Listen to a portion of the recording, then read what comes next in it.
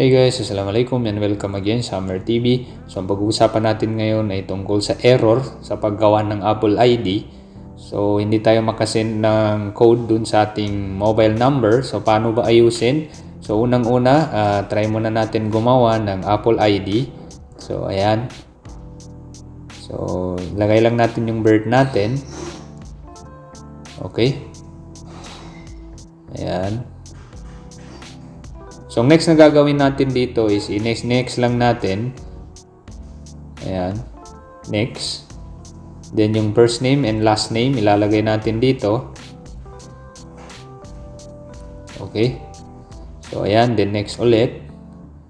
So, dito tayo sa use your current email address. Kung meron tayong email address, so, yan yung ilalagay natin. So, Gmail account. Ilagay natin yung Gmail account natin dito. Okay. So, subukan nyo lang ito guys. Baka sakali ma-resolve yung problema ng error dun sa pag-send ng ating code sa ating mobile number. Ayan. So, ilagay natin yung email natin. Okay. Ayan.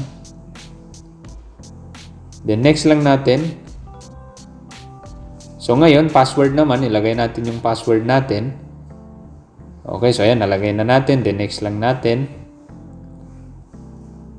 Okay. So, as you can see, yan yung phone number natin. So, try natin ngayon kung gagana ba siya.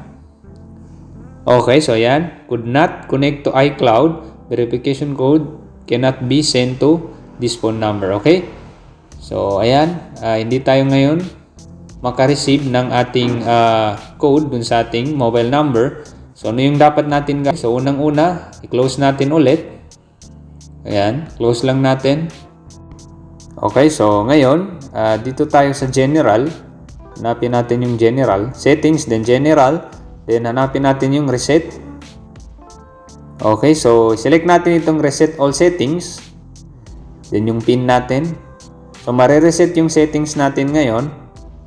Okay. So, ayan. Reset all settings. Okay. So, babalik sa standard settings. Okay. So, wait lang natin. Magre-restart yan siya.